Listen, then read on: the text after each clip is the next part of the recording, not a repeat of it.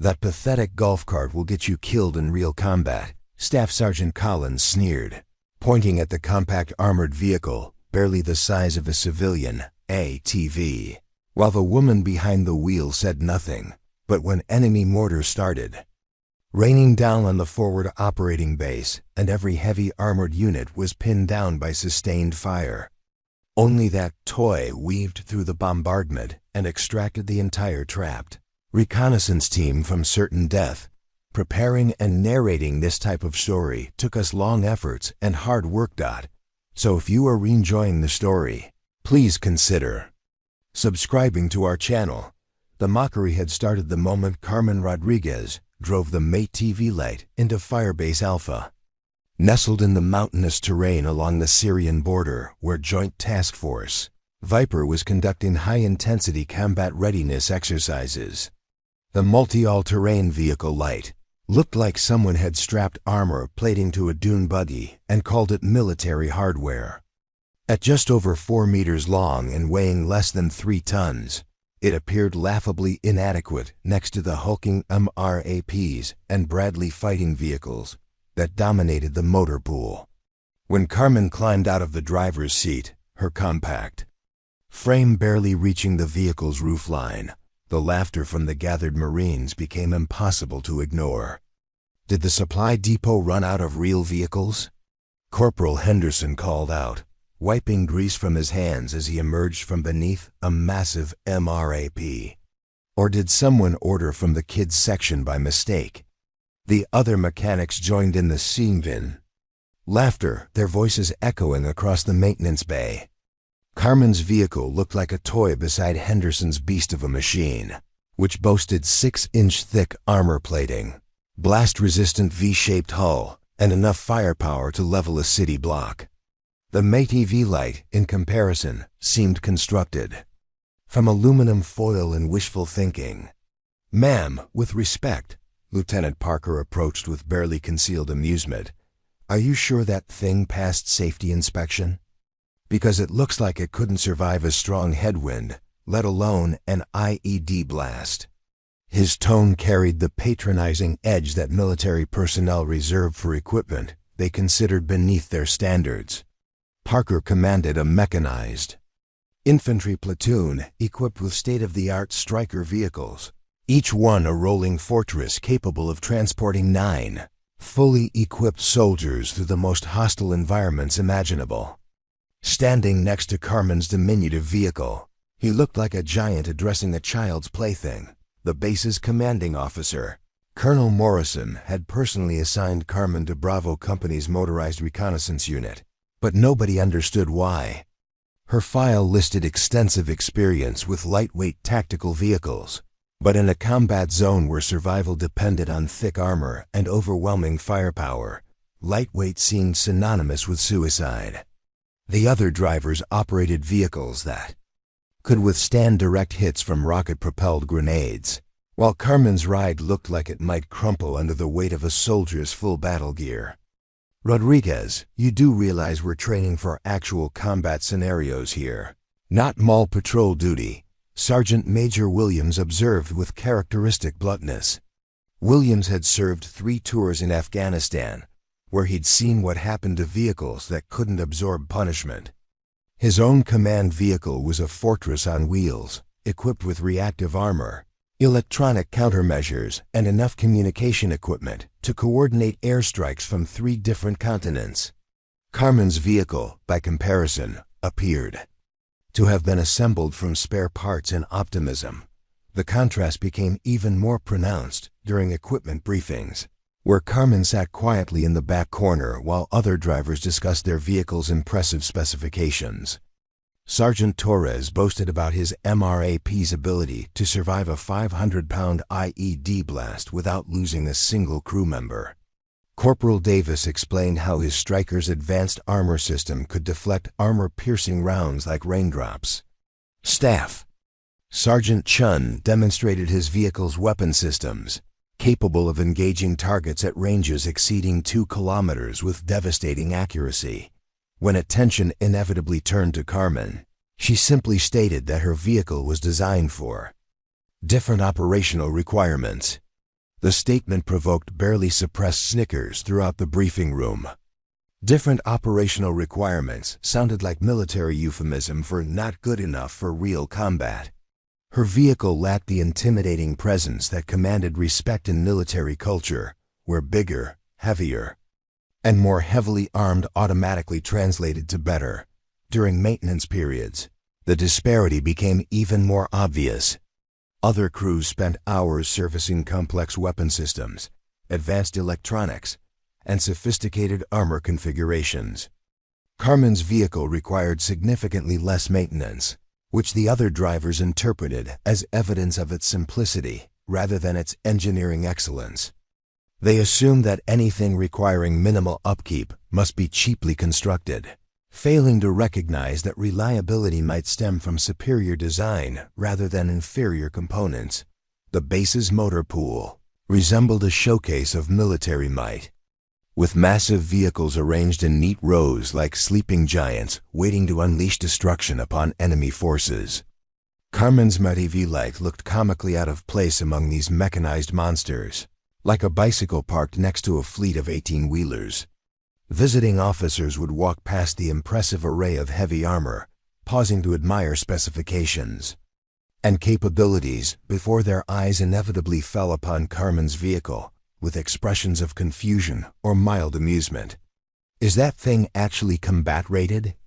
a visiting Air Force colonel asked during a base inspection, pointing at the Mativy light with barely concealed skepticism. "It looks like something you'd use for reconnaissance training, not actual battlefield operations," Colonel Morrison assured him that all vehicles on the base met strict combat readiness standards. But the explanation did little to diminish the perception that Carmen's ride was somehow substandard. The mockery extended beyond simple jokes about vehicle size and appearance. Other drivers questioned whether Carmen possessed the physical strength necessary to operate military equipment effectively. They wondered aloud whether her vehicle's lightweight design compensated for operator limitations rather than operational advantages.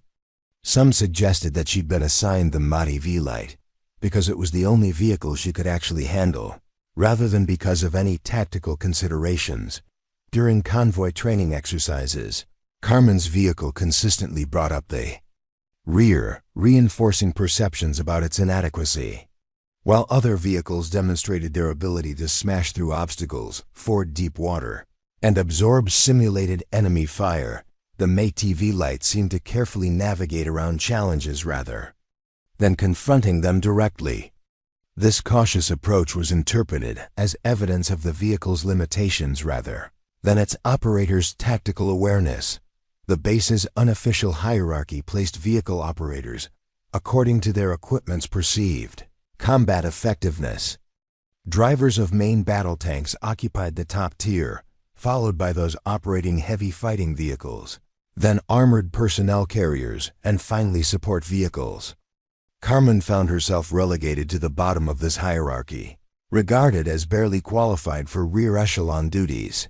Despite her official assignment to a frontline reconnaissance unit, even the newest recruits, fresh from basic training and lacking any real combat experience, felt entitled to question Carmen's equipment choices.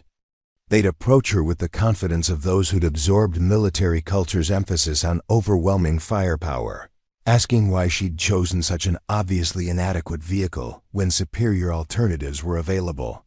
Carmen would simply respond that every piece of equipment served its intended purpose, but such diplomatic answers only reinforced perceptions that she was making the best of a bad situation. The psychological impact of constant mockery was impossible to ignore. Carmen ate meals alone while other vehicle crews formed tight-knit groups, based on their shared experiences operating similar equipment. She attended briefings where her input was politely ignored, as if perspectives from someone operating a toy vehicle couldn't contribute meaningfully to serious tactical discussions. During off-duty hours, she maintained her vehicle in solitude while other crews worked together, sharing techniques and building the camaraderie that sustained units through combat deployments. Carmen Rodriguez appeared to be everything the military typically overlooked during initial assessments. Standing barely 5 feet 3 inches tall, with a slight build that suggested she might struggle to carry a fully loaded combat pack, she possessed none of the imposing physical presence that characterized successful military vehicle operators. Her dark hair was always pulled back in a regulation bun, so tight it seemed to stretch her features, emphasizing the youthful appearance that made senior personnel question whether she was old enough to hold a commercial driver's license, let alone operate military equipment in combat zones. When she walked across the base compound, Carmen moved with an economy of motion that others interpreted as hesitation rather than efficiency. She never hurried, never appeared rushed, never demonstrated the aggressive confidence that military culture associated with competent operators. Her uniform, always perfectly pressed and properly fitted, hung on her small frame in a way that made her appear to be wearing someone else's clothes. The standard-issue combat boots, designed for average-sized male feet, seemed comically oversized on her petite frame, creating the impression of a child playing dress-up in military gear. Her voice, when she spoke at all, was soft and measured, lacking the commanding tone that typically earned respect in military environments. During briefings, she would offer observations in barely audible tones that forced listeners to strain forward, creating an awkward dynamic where her contributions seemed to interrupt the flow of conversation rather than enhance it. Senior officers would nod politely at her comments before immediately shifting attention to more assertive personalities, who delivered their thoughts with the kind of forceful conviction that military leadership valued. Carmen's background file, had anyone bothered to examine it thoroughly, revealed an unremarkable progression through military vehicle training programs.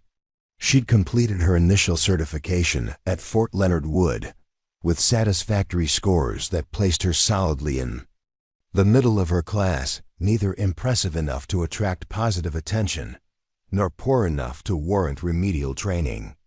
Her instructor's comments described her as adequate, meets minimum standards, and shows improvement with additional guidance, the kind of lukewarm endorsements that consigned personnel to routine assignments rather than elite positions. Her previous posting at Camp Pendleton, Carmen had worked in motor pool maintenance, a position that kept her largely invisible to combat units focused on operational readiness rather than support functions.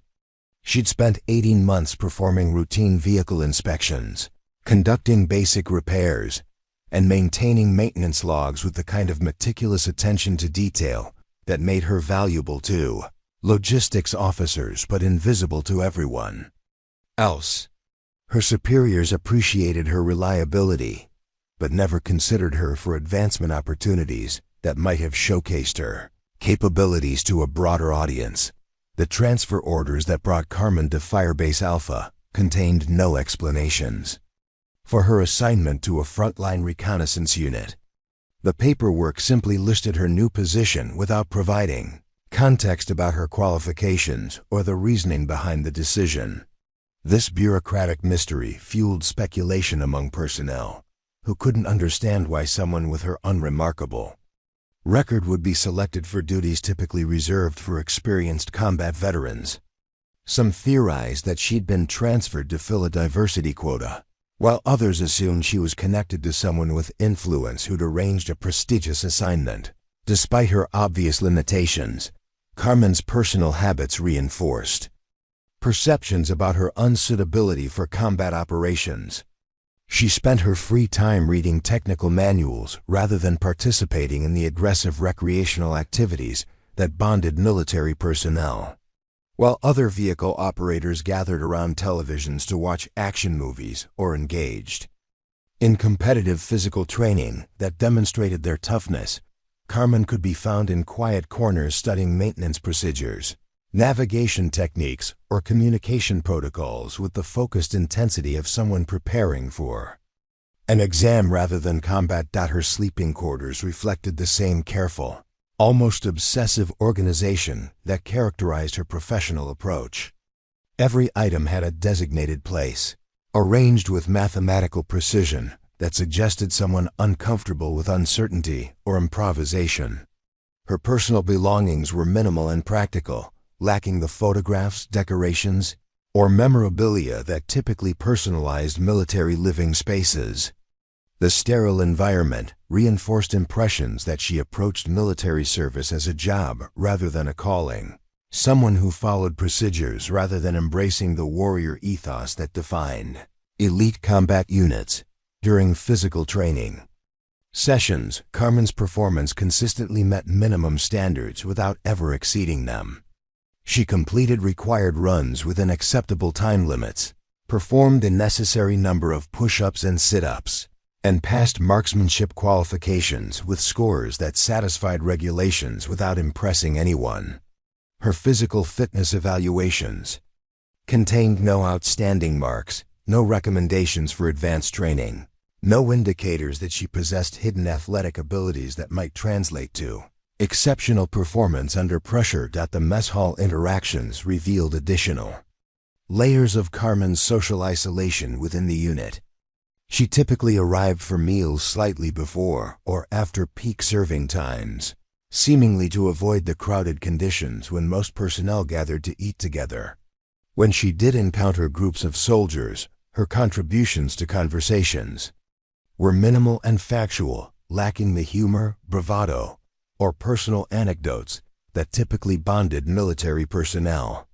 She answered direct questions politely but never volunteered additional information or attempted to steer discussions toward topics where she might demonstrate expertise. Her financial habits also set her apart from typical military personnel, who often spent their pay on entertainment, luxury items, or expensive leave activities. Carmen lived frugally, maintaining a savings account that grew steadily with each paycheck, while her colleagues spent their money on the kind of possessions and experiences that provided common ground for conversation. She didn't own a motorcycle, hadn't traveled to exotic locations during leave periods, and didn't participate in the expensive hobbies that often defined military social circles. Medical records showed that Carmen had never been injured during training exercises, never required treatment for the minor wounds and strains that typically accumulated during military service, and never filed medical claims for equipment-related issues. This clean health record, rather than being viewed as evidence of careful preparation or superior conditioning, was interpreted as proof that she'd never been challenged by demanding assignments. Personnel who bore visible scars from training accidents or combat deployments viewed her unmarked appearance as evidence of someone who'd been protected from real hardship. Her communication style during radio checks and operational briefings was precisely correct but lacked the personality that made voices memorable over military communication systems. She used proper call signs, followed established protocols, and delivered information clearly, but her transmissions were so textbook perfect that they seemed robotic rather than human. Radio operators sometimes had difficulty distinguishing her voice from automated system announcements, creating confusion during complex operations. When personal recognition could prevent misunderstandings, the psychological profile completed during her security clearance investigation described Carmen as introverted, methodical, and potentially lacking the aggressive instincts necessary for combat effectiveness. The evaluating psychologist noted her tendency to think before speaking, her preference for careful planning over improvisation, and her apparent comfort with routine assignments rather than challenging opportunities. These observations, while not disqualifying, painted a picture of someone better suited for administrative roles than frontline combat positions. Carmen's approach to equipment maintenance further reinforced perceptions about her limitations. While other vehicle operators treated their machines with the kind of rough familiarity that came from confidence in their abilities, Carmen handled every component with deliberate care that suggested either excessive caution or insufficient experience. She followed maintenance checklists with religious devotion, double-checking procedures that experienced operators performed automatically, creating the impression of someone who needed written instructions for tasks that others accomplished. through instinct and experience. Firebase Alpha operated under an unforgiving meritocracy, where respect was earned through demonstrations of overwhelming force and unwavering aggression. The base's commanding philosophy emphasized rapid, decisive action, maximum firepower application, and the kind of intimidating presence that discouraged enemy engagement through sheer display of military might. Every aspect of daily operations reflected this mindset, from the thunderous reveille that shook buildings with its volume to the evening formation, where personnel stood at attention beside their imposing war machines like ancient warriors displaying. Their weapons. The motor pool served as the base's unofficial arena, where vehicle operators established their reputations through equipment specifications and operational stories. Conversations centered around armor thickness measurements, engine horsepower ratings, and weapon system capabilities, with the enthusiasm typically reserved for sports statistics. Operators would gather around newly arrived vehicles, examining armor plating with the expertise of jewelers appraising diamonds, discussing blast resistance ratings with the precision of engineers, and debating tactical advantages with the passion of philosophers, arguing fundamental truths. Morning formation established the day's hierarchy through visual demonstration of combat power. Vehicles were arranged according to their perceived battlefield effectiveness, with main battle tanks occupying positions of honor at the formation's center, followed by infantry fighting vehicles in supporting positions, then armored personnel carriers forming the outer perimeter. Support vehicles and lighter equipment were relegated to distant parking areas where their presence wouldn't diminish the impressive display of military hardware designed to Project Invincibility. The base's architecture itself reinforced cultural values that equated size with strength and complexity with superiority.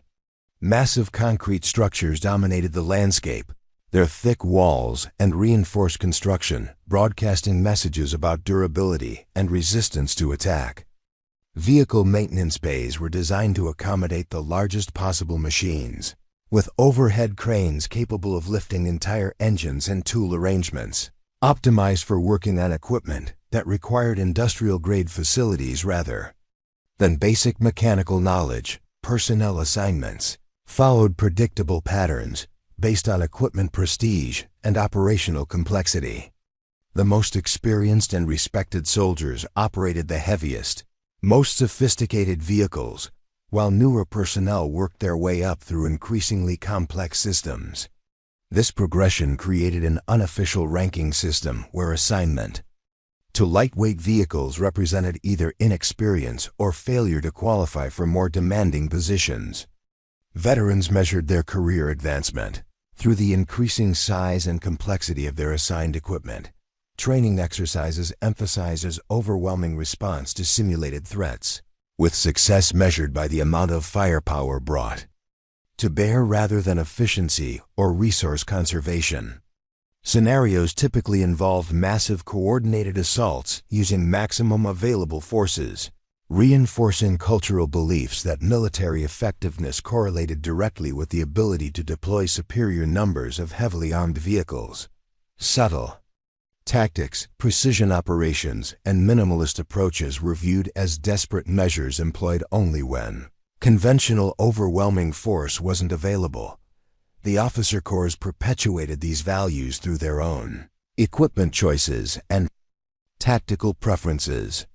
Company commanders rode in heavily armored command vehicles bristling with communication equipment and defensive systems, while battalion commanders operated from mobile command centers that resembled small buildings, more than traditional military vehicles.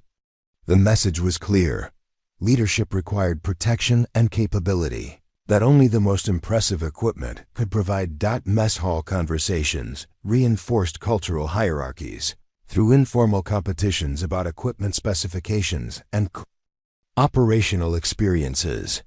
Vehicle operators would recount missions where their machines had absorbed tremendous punishment while continuing to function, with survival stories serving as validation of their equipment choices. Personnel operating lighter vehicles rarely contributed to these discussions, understanding that their experiences wouldn't impress audiences accustomed to tales of survival against overwhelming odds. The base's supply priorities reflected institutional biases toward heavy equipment and maximum capability systems. Procurement requests for major weapon systems received immediate approval, while requests for specialized lightweight equipment encountered bureaucratic obstacles and budget restrictions. This funding pattern sent clear messages about institutional values, suggesting that expensive, complex systems deserved priority attention, while simpler alternatives were afterthoughts worthy of minimal investment. Competition between different vehicle crews took the form of informal challenges designed to demonstrate superior capability. Operators would organize impromptu contests involving acceleration, obstacle navigation, and simulated combat scenarios, with victories celebrated as validation of equipment superiority rather than operator skill. These competitions naturally favored heavier, more powerful vehicles, creating self-reinforcing cycles where winning justified cultural assumptions about equipment effectiveness. Recreation activities reflected military culture's emphasis on aggressive competition and physical dominance. Off-duty personnel engaged in contact sports, strength competitions, and endurance challenges that mirrored the intense physical nature of combat operations. Social gatherings centered around displays of toughness, consumption of alcohol in quantities that demonstrated tolerance levels, and storytelling that emphasized personal courage under extreme circumstances. Personnel who preferred quieter activities or demonstrated different personality traits found themselves excluded from social circles that formed the foundation of professional networking. The base's communication systems prioritized channels used by heavy combat units, with lighter vehicle operators relegated to secondary frequencies that received lower priority during busy periods.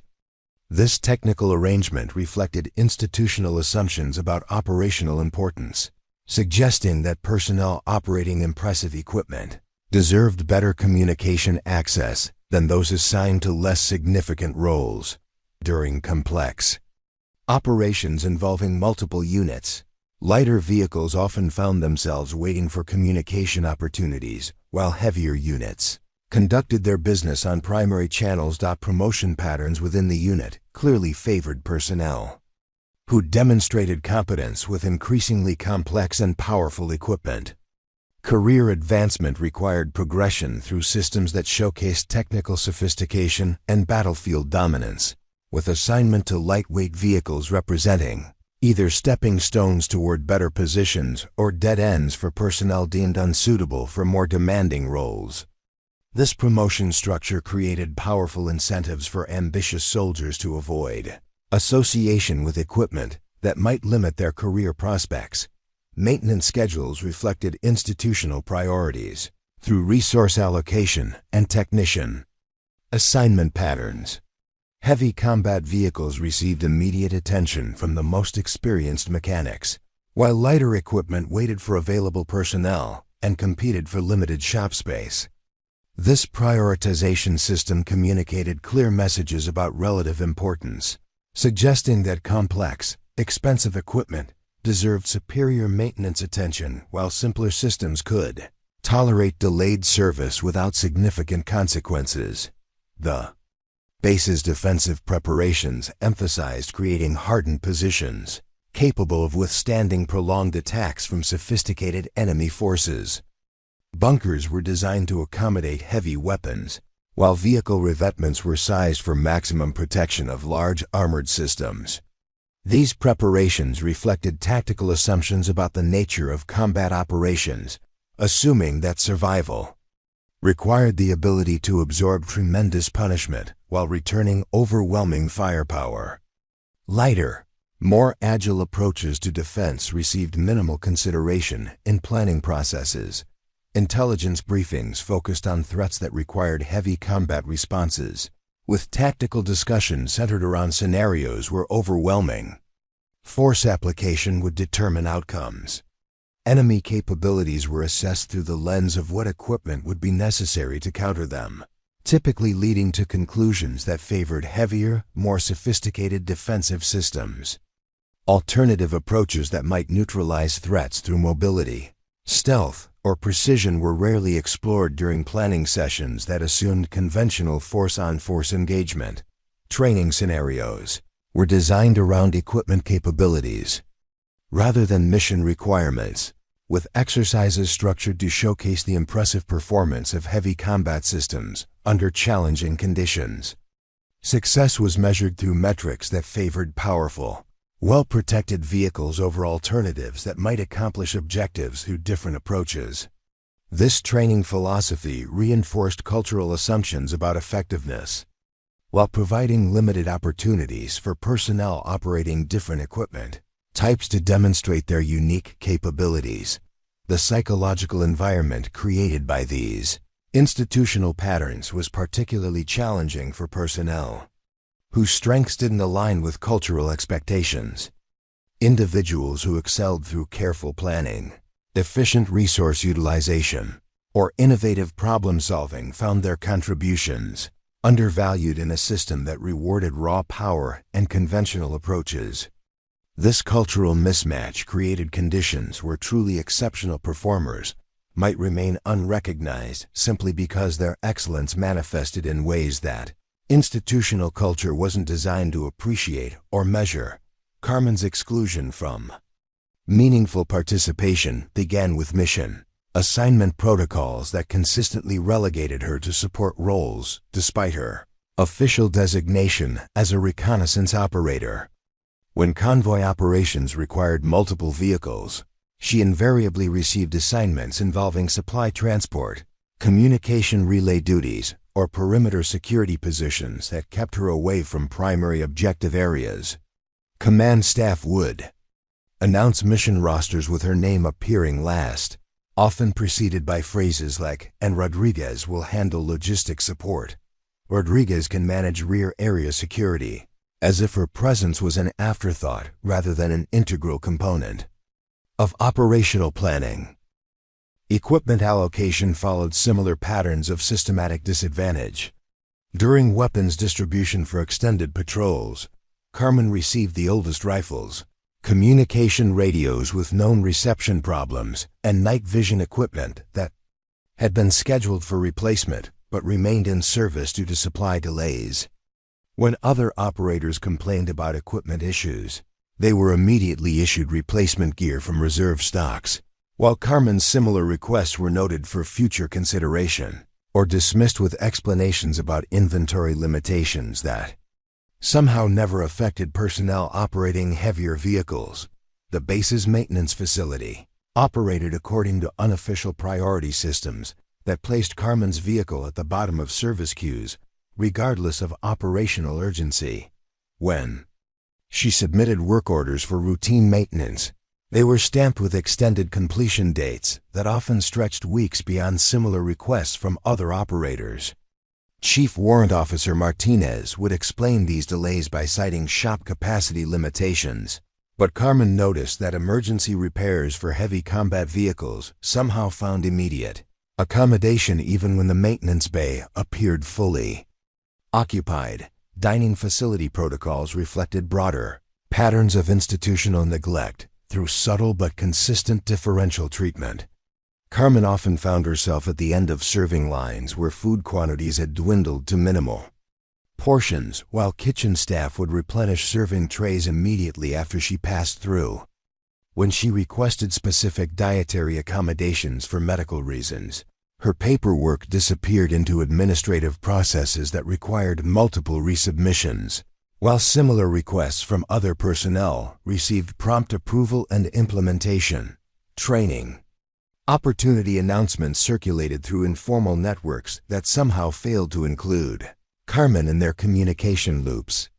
Advanced driving courses, tactical communication workshops, and specialized equipment certification programs were discussed enthusiastically among other vehicle operators, but information about enrollment deadlines and prerequisite requirements never reached her through official channels. When she inquired about participating in these programs, Administrative personnel would express surprise that she hadn't received notifications, promising to investigate communication failures that never resulted in corrective action. Living quarters. Assignments demonstrated institutional bias through accommodation quality and location preferences, while other vehicle operators received barracks rooms in newer buildings with functional air conditioning, reliable electrical systems, and adequate storage space. Carmen was housed in older facilities where maintenance requests went unfulfilled for months at a time. Her room's heating system functioned intermittently during cold weather. The plumbing produced discolored water that maintenance personnel claimed was within acceptable parameters, and the electrical outlets required constant manipulation to maintain power to essential equipment. Recreation facility access followed patterns that effectively excluded her from activities that might have facilitated social integration with other personnel. The base gymnasium's equipment reservation system consistently showed full bookings when she attempted to schedule training time, while other operators seemed to access facilities without encountering similar availability problems. Swimming pool hours were frequently modified without notice, leaving her arriving at closed facilities while other users appeared to have received advance warning about schedule changes. Transportation to off-base locations operated through informal carpooling arrangements that never included invitations for Carmen to participate. Other personnel would organize group trips to nearby towns for shopping, entertainment, or personal business, discussing plans openly in her presence without extending participation opportunities.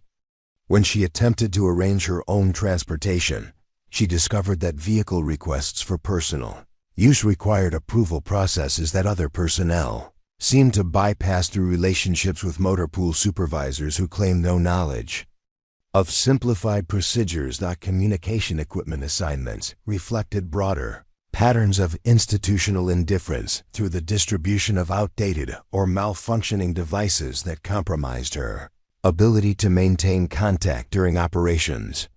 Her assigned radio produced intermittent static that made transmission clarity problematic, while replacement requests were denied due to budget constraints that apparently didn't affect other operators who received newer equipment without submitting formal requisition paperwork. Field telephone systems in her duty areas suffered from connection problems that maintenance personnel attributed to normal wear and tear. Despite her reports of consistent communication failures, professional development opportunities were distributed through mentor relationships and informal recommendations that excluded her from consideration for advancement programs. Senior personnel would discuss upcoming leadership courses, technical training opportunities, and career-enhancing assignments. In conversations that assumed she lacked interest or qualifications for such programs. When she expressed interest in professional growth, she was advised to focus on mastering current responsibilities before considering additional challenges, while other operators with similar experience levels received encouragement to pursue advanced training. Supply requisitions submitted by Carmen encountered bureaucratic obstacles that required multiple reviews, additional justifications, and approval signatures that other personnel's requests didn't require.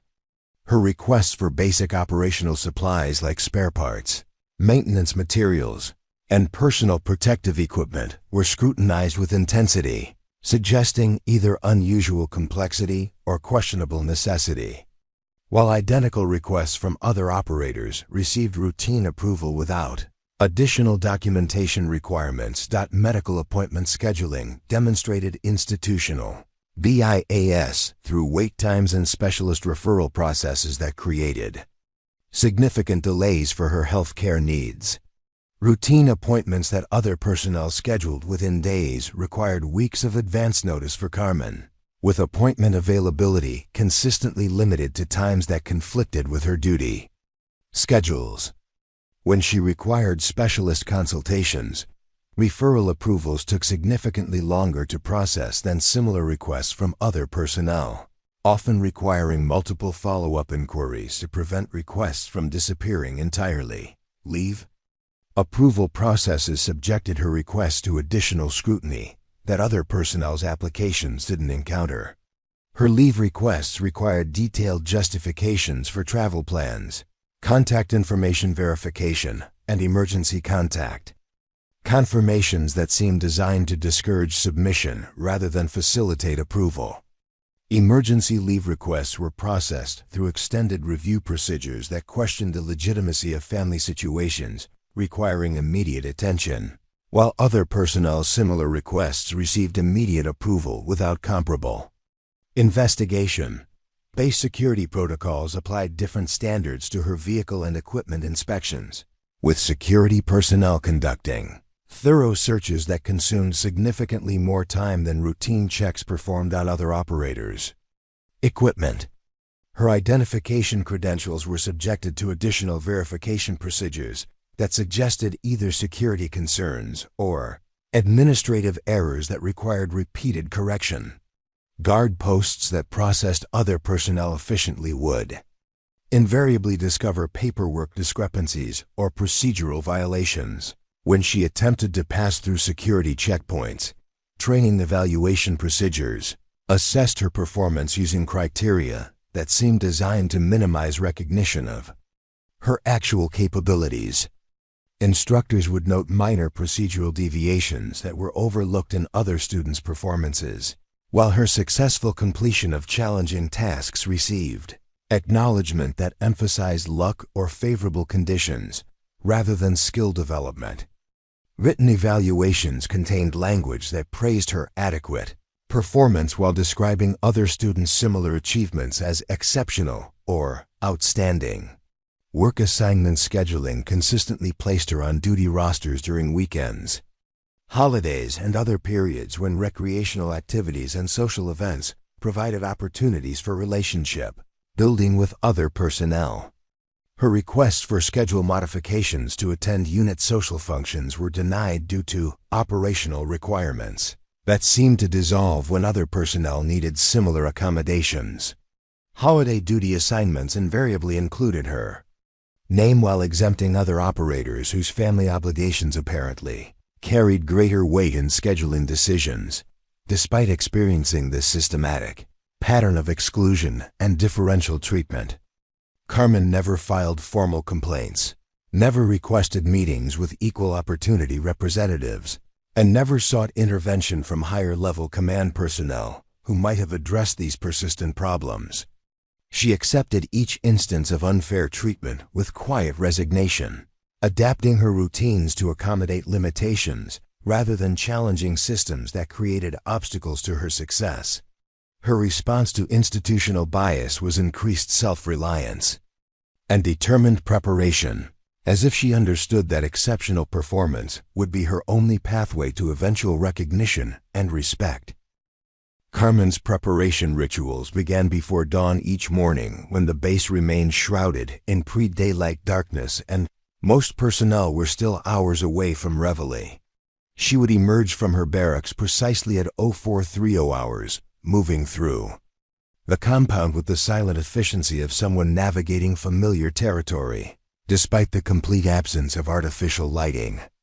Her route to the motor pool never varied, following a path that avoided areas where security patrols conducted routine checks, not from any desire to evade detection, but from an instinctive understanding of movement patterns that minimized unnecessary encounters. The first indication of her unusual methodology appeared in her approach to vehicle inspection procedures. While other operators performed cursory walk-around checks that satisfied regulatory requirements, Carmen conducted examinations with the thoroughness of someone expecting to find problems that hadn't yet manifested.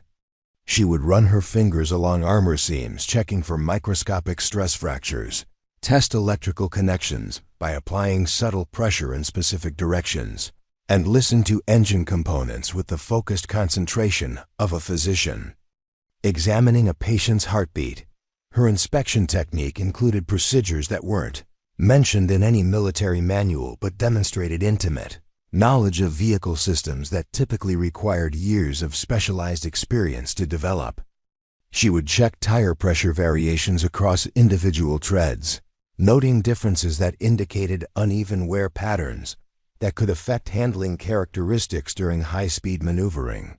Her examination of brake systems involved testing pedal response at multiple pressure levels, identifying subtle changes in hydraulic performance that could indicate fluid contamination or seal deterioration before these problems became operationally significant. The maintenance logbook Carmen kept revealed an obsession with data collection that extended far beyond standard documentation requirements. She recorded ambient temperature readings, humidity levels, barometric pressure measurements, and wind direction observations with the precision of a meteorologist conducting scientific research. These environmental factors were cross-referenced with vehicle performance metrics and handwritten charts that tracked correlations between weather conditions and mechanical efficiency with mathematical accuracy that suggested advanced analytical training. Her fuel consumption calculations demonstrated understanding of vehicle performance characteristics that exceeded the knowledge typically possessed by operators without extensive engineering backgrounds. Carmen maintained detailed records that tracked fuel efficiency variations based on terrain types, load configurations, ambient temperature ranges, and operational tempo patterns. These calculations were performed using formulas that accounted for variables most operators never considered, suggesting mathematical competence that contradicted assumptions about her educational background. During equipment loading procedures, Carmen's arrangement of supplies and ammunition revealed tactical knowledge that seemed inconsistent with her official assignment history. She would position items according to weight distribution principles that optimized vehicle stability during emergency maneuvers, while ensuring that critical supplies remained accessible under combat conditions that might limit access to storage compartments. Her loading configurations indicated familiarity with scenarios where rapid equipment access could determine survival outcomes. The communication equipment modifications Carmen made to her vehicle demonstrated technical expertise that surprised the base's signal specialists. She had rewired radio connections to improve reception quality during atmospheric disturbance conditions. INSTA LED antenna configurations that enhanced transmission range without violating regulatory power limitations, and programmed frequency settings that provided backup communication channels not included in standard operational procedures. These modifications required knowledge of electronic systems that typically took months of specialized training to acquire.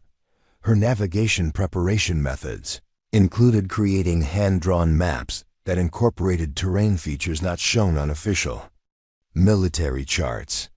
These maps contained elevation markers, drainage patterns, vegetation density indicators, and soil composition notes that suggested extensive field experience in similar geographic regions. The level of detail indicated someone who understood that successful navigation required information beyond what standard mapping systems provided, particularly during conditions where electronic navigation aids might become unavailable. Carmen's weapon maintenance procedures revealed familiarity with combat conditions that her official record didn't reflect. She would clean and lubricate her rifle using techniques designed to prevent fouling problems that occurred during sustained firing in dusty environments. Her ammunition storage methods protected cartridges from temperature extremes and humidity, variations that could affect ballistic performance during extended operations. These practices indicated experience with environmental conditions that testing ranges and training exercises typically didn't replicate. The emergency supply kit Carmen maintained in her vehicle contained items that demonstrated anticipation of scenarios not covered in standard survival training curricula. She carried medical supplies configured for treating specific types of trauma injuries, water purification materials suitable for contaminated sources not encountered in normal training environments, and communication devices that provided backup capabilities when primary systems failed. Her emergency kit suggested preparation for situations that exceeded the scope of routine. Military operations. Her approach to route planning revealed analytical capabilities that impressed personnel who accidentally observed her preparation methods. Carmen would study topographic maps for hours, identifying alternative pathways that weren't obvious from casual examination, calculating travel times based on variables that included seasonal weather patterns, and marking locations where natural cover could provide concealment during emergency situations. Her route analyses considered factors that most operators learned only through extensive combat experience or advanced reconnaissance training. The vehicle maintenance schedule Carmen followed exceeded manufacturer recommendations and military regulations by significant margins. She performed preventive maintenance procedures at intervals that seemed excessive to observers, replacing components before they showed signs of wear and conducting system checks with frequency that appeared obsessive. However, her maintenance regimen ensured that mechanical failures never occurred during operational periods, suggesting understanding of reliability principles that prevented equipment breakdowns rather than simply responding to them. Carmen's physical conditioning program included exercises specifically designed to maintain performance capabilities during extended periods of sleep deprivation, nutritional restriction, and environmental stress.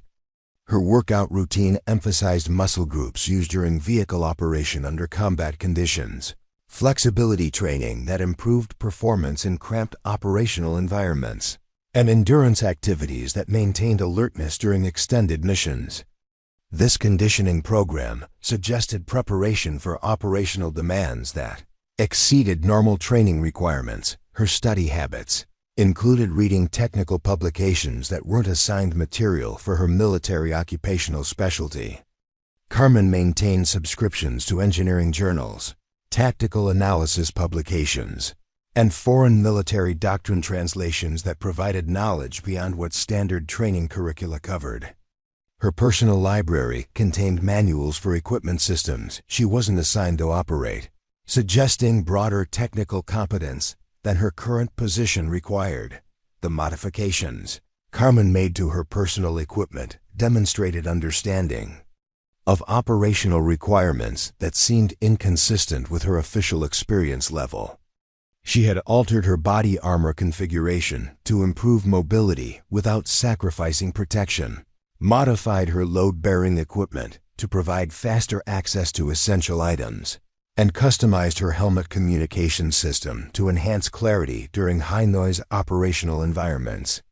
These modifications required knowledge of equipment performance characteristics that typically developed through extensive field experience. Her approach to ammunition selection revealed ballistics knowledge that surprised range instructors during qualification exercises. Carmen would choose cartridge types based on anticipated engagement distances, environmental conditions, and target characteristics with precision that indicated advanced marksmanship training. Her shot placement during qualification shoots demonstrated understanding of external ballistics factors that affected projectile performance under various atmospheric conditions. The contingency planning Carmen conducted for routine operations included scenarios that exceeded the scope of normal risk assessment procedures. She would identify multiple escape routes from operational areas, establish communication protocols for situations where standard procedures might become ineffective, and prepare equipment configurations that provided capabilities during emergency conditions. Her contingency plans demonstrated anticipation of complications that suggested experience with operations where initial plans had required significant modification. During vehicle operation, Carmen displayed situational awareness capabilities that seemed disproportionate to her official training background. She would notice changes in environmental conditions that indicated potential weather developments, identify terrain features that could affect vehicle performance before encountering them, and detect mechanical anomalies through subtle changes in sound, vibration, or handling characteristics. Her awareness skills suggested experience with conditions where minor observations could prevent major problems. The maintenance tools Carmen carried exceeded standard issue requirements and included specialized equipment that wasn't normally available to individual operators. Her tool collection contained precision measuring instruments, diagnostic devices, and repair implements that enabled field repairs beyond the scope of operator-level maintenance. The sophistication of her tool inventory suggested access to resources or knowledge that contradicted assumptions about her background and capabilities. These subtle indicators of exceptional competence remained largely unnoticed by personnel whose attention focused on more obvious demonstrations of capability. Carmen's methodical approach and quiet professionalism were interpreted as excessive caution rather than evidence of superior preparation, while her technical knowledge was dismissed as book learning rather than practical experience. The cumulative effect of these overlooked signs created a portrait of someone whose true capabilities remained hidden beneath assumptions based on superficial impressions and institutional biases. The crisis erupted during what had been planned as a routine reconnaissance patrol to establish observation posts along the mountainous border region where intelligence reports suggested increased insurgent activity. Alpha Team, consisting of 12 Special Forces operators led by Captain Myers, had been inserted via helicopter at dawn to conduct a 3-day surveillance mission from concealed positions, overlooking suspected supply routes used by enemy forces, moving weapons and personnel across the international boundary. The mission parameters seemed straightforward. Establish overwatch positions on elevated terrain. Document enemy movement patterns using advanced surveillance equipment. And maintain communication with Firebase Alpha while avoiding direct engagement unless absolutely necessary. The terrain, while challenging, appeared manageable for experienced operators equipped with standard reconnaissance gear and supported by conventional extraction procedures that had proven effective during similar operations throughout the region. Initial insertion proceeded according to plan, with the reconnaissance team establishing their primary observation post on a ridgeline that provided excellent visibility over the target area while offering multiple escape routes through terrain that seemed suitable for rapid movement toward predetermined extraction points. Weather conditions were favorable, with clear skies and moderate temperatures that supported extended surveillance operations without the complications that extreme environmental conditions typically created during mountain missions. Communications with Firebase Alpha remained strong throughout the first day, with regular situation reports indicating that the team had achieved their surveillance objectives and begun documenting enemy activity patterns that confirmed intelligence assessments about increased insurgent operations in the border region. Enemy forces appeared to be following predictable movement schedules that would enable detailed analysis of their operational capabilities, supply requirements, and tactical preferences without exposing the observation team to unnecessary risks. The tactical situation deteriorated rapidly when enemy forces demonstrated capabilities that exceeded intelligence estimates and began conducting operations that indicated awareness of surveillance activities in their operational area, rather than following the predictable patterns that had characterized their previous activities. Insurgent units began implementing counter-surveillance procedures that suggested advanced training and sophisticated understanding of reconnaissance techniques typically employed by coalition forces. Enemy artillery positions that intelligence reports had failed to identify began delivering accurate indirect fire against suspected observation sites, using coordinates that indicated either advanced reconnaissance capabilities or information provided by sources with detailed knowledge of coalition surveillance techniques. The precision of these artillery strikes suggested enemy forces possessed targeting capabilities that exceeded previous assessments and could deliver sustained fires against positions that should have remained concealed from detection. Captain Myers transmitted urgent situation reports indicating that his team's primary observation post had become untenable due to accurate enemy fire that was systematically destroying potential concealment sites throughout the ridgeline area. Enemy forces were employing sophisticated counter-reconnaissance techniques that included electronic surveillance measures designed to detect coalition communication equipment, making continued radio contact increasingly dangerous for the observation team.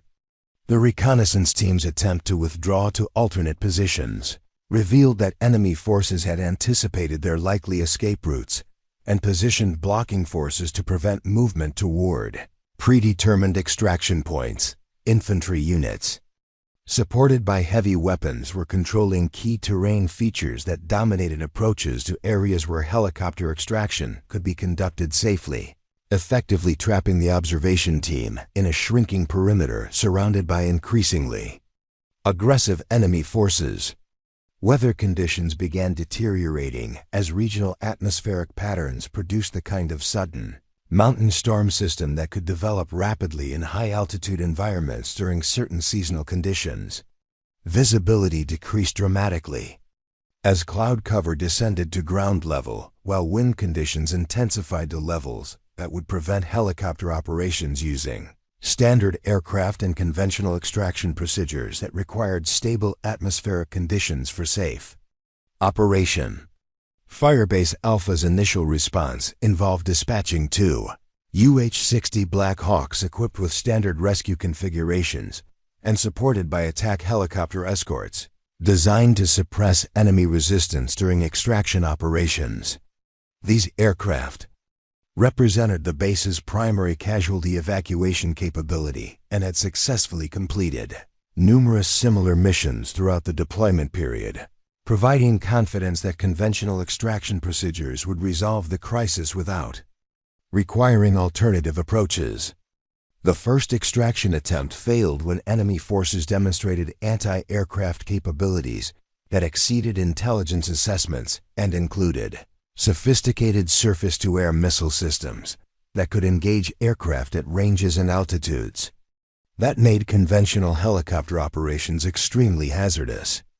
The lead Black Hawk sustained significant damage from missile fragments that compromised flight control systems, forcing emergency landing procedures that prevented completion of the extraction mission and created additional personnel requiring rescue. Ground-based extraction using heavy armored vehicles encountered obstacles that made conventional approaches ineffective due to terrain limitations that prevented large vehicles from reaching areas where helicopter extraction had become impossible.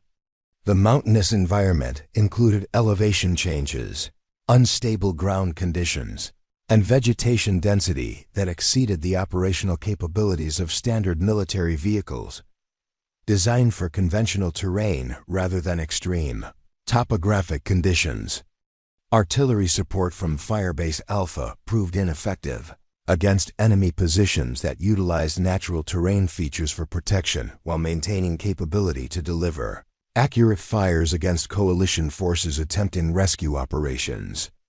Enemy forces demonstrated tactical sophistication that included defensive positions designed to withstand indirect fire while maintaining observation and engagement capabilities against rescue attempts using conventional military procedures. Communication intercepts indicated that enemy forces were aware of coalition rescue attempts and had allocated additional resources to prevent successful extraction of the trapped reconnaissance team. Enemy reinforcements were moving toward the operational area with weapon systems specifically designed to counter coalition aircraft and ground vehicles, suggesting coordinated planning that anticipated rescue operations and prepared countermeasures accordingly. The trapped reconnaissance team's medical situation became increasingly critical, as several operators sustained injuries from artillery fragments during the initial enemy engagement, requiring immediate medical treatment that field first aid procedures couldn't provide adequately. Without prompt medical evacuation, these casualties would require advanced trauma care that exceeded the capabilities of field medical supplies and personnel training available within the reconnaissance team. Time factors created additional urgency as daylight hours remaining before nightfall would limit visibility conditions, necessary for safe extraction operations using standard procedures and conventional aircraft. Night operations in mountainous terrain during adverse weather conditions presented risks that exceeded acceptable parameters for routine rescue missions, while delaying extraction until improved conditions developed could result in additional casualties that might have been prevented through immediate action. Preparing and narrating this type of story took us long efforts and hard work. So if you are enjoying the story, please consider subscribing to our channel. Commander's intent from higher headquarters emphasized that no coalition personnel would be abandoned regardless of operational risks, but available resources appeared inadequate for successful extraction. Using conventional approaches that had proven effective during previous rescue operations, standard procedures required capabilities that current conditions had made unavailable, while alternative approaches would require resources or techniques that weren't immediately apparent to personnel planning rescue operations. Base personnel began reviewing alternative extraction methods that might succeed where conventional approaches had failed, but available options appeared limited by equipment constraints, weather conditions, and enemy capabilities that had already demonstrated effectiveness against standard coalition rescue procedures.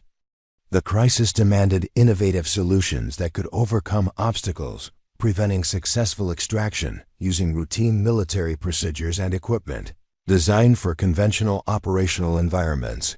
Firebase Alpha's command structure faced decisions about resource allocation and acceptable risk levels while personnel remained trapped in deteriorating tactical situations that required immediate action.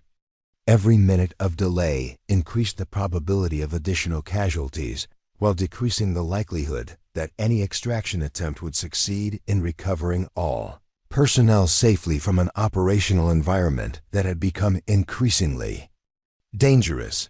The tactical situation demanded capabilities that could operate effectively under conditions where conventional military equipment and standard procedures had proven inadequate. Success would require approaches that could overcome terrain limitations, weather restrictions, enemy capabilities, and time constraints that had created a rescue scenario exceeding the parameters for routine military operations and demanding exceptional solutions to prevent catastrophic outcomes. Carmen's response to the crisis unfolded without fanfare or dramatic announcements when she appeared at the Firebase Alpha command post during the height of tactical planning discussions about rescue alternatives. While senior officers debated resource allocation and risk assessment matrices, she simply stated that her vehicle possessed capabilities that might succeed where conventional approaches had encountered insurmountable obstacles. Her matter-of-fact delivery contrasted sharply with the urgent intensity surrounding her, as if proposing a solution to tactical problems was merely routine professional responsibility. The Mod-EV Light can reach positions that heavier vehicles cannot access, she explained to Colonel Morrison, whose initial reaction mixed skepticism with desperate hope born from the failure of standard extraction procedures. Ground pressure distribution allows operation on unstable terrain, while reduced acoustic signature enables movement without alerting enemy surveillance positions. Electronic countermeasure systems can defeat targeting radars that compromised previous aircraft operations. Command personnel exchanged glances that reflected profound doubt about capabilities they dismissed as inadequate throughout her assignment. To Firebase Alpha, the vehicle they'd mocked as inappropriate for combat operations was being presented as the solution to a crisis that had defeated their most sophisticated military systems. Carmen's confidence seemed inversely proportional to her equipment's perceived limitations, creating cognitive dissonance among officers whose training emphasized correlation between equipment size and operational effectiveness. Her departure from the command post occurred with characteristic efficiency as she moved directly to her vehicle without waiting for formal authorization or detailed mission briefings that typically preceded high-risk operations. This autonomous decision-making demonstrated confidence in her own tactical assessment capabilities while indicating familiarity with operational environments where immediate action took precedence over bureaucratic approval processes that could delay critical rescue operations. The MATV Light's preparation for the rescue mission revealed modifications that Carmen had implemented without official approval or documentation in maintenance records. Advanced navigation systems that weren't standard. Equipment had been integrated seamlessly with communication devices that provided encryption capabilities exceeding normal operational requirements.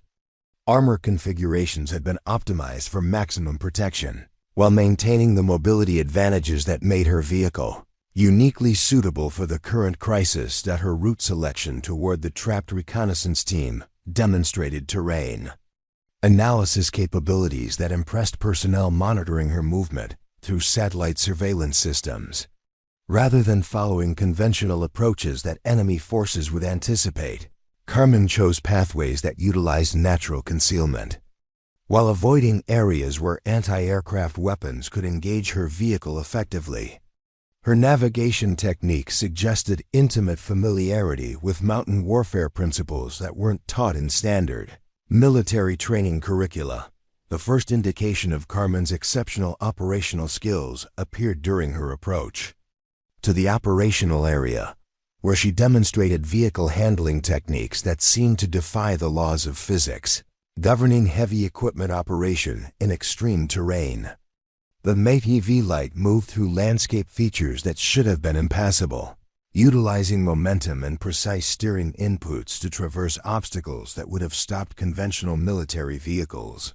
Equipped with superior horsepower and more sophisticated suspension systems, enemy detection systems that had successfully identified and engaged previous rescue attempts failed to acquire targeting solutions against Carmen's vehicle as it moved through terrain using routes that exploited natural radar shadows and electronic interference patterns.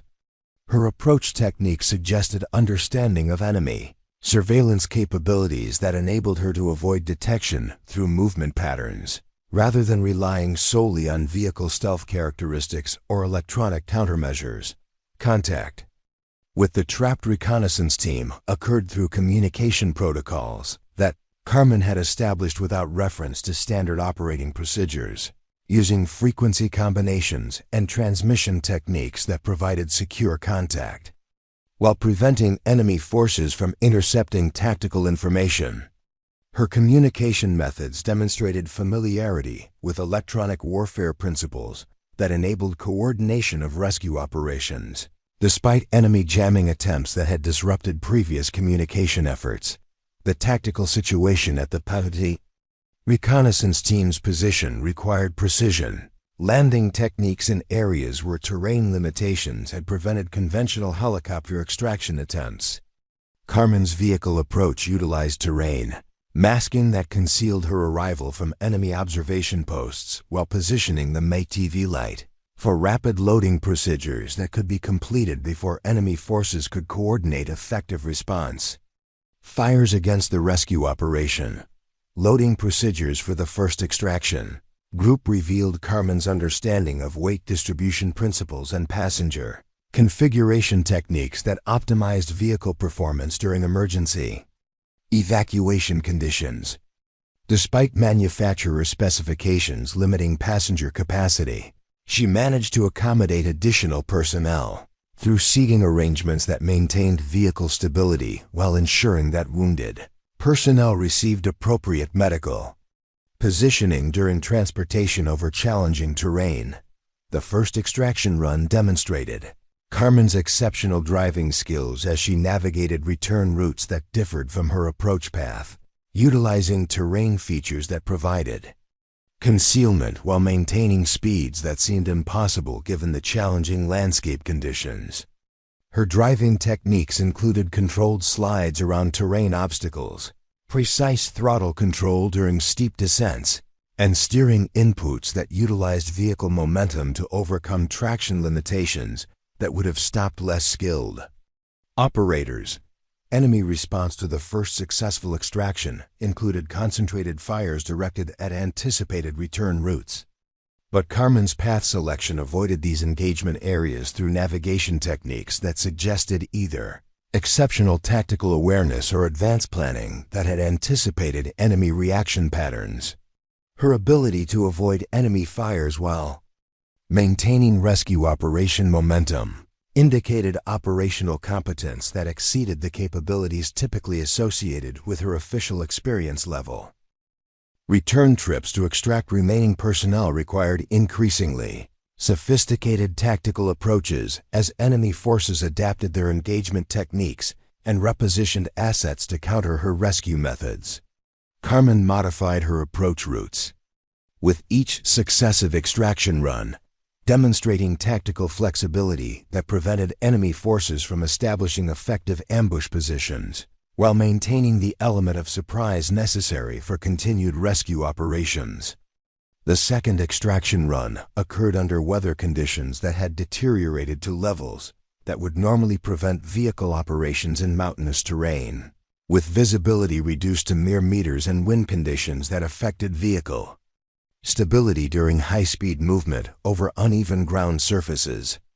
Carmen's ability to maintain control under these environmental conditions while continuing precision navigation suggested driving skills that had been developed through extensive experience in similar operational environments. Vehicle performance during the rescue operations exceeded manufacturer specifications and military testing parameters through Carmen's application of driving techniques that maximized mechanical capabilities while preventing component failures that could have terminated rescue operations.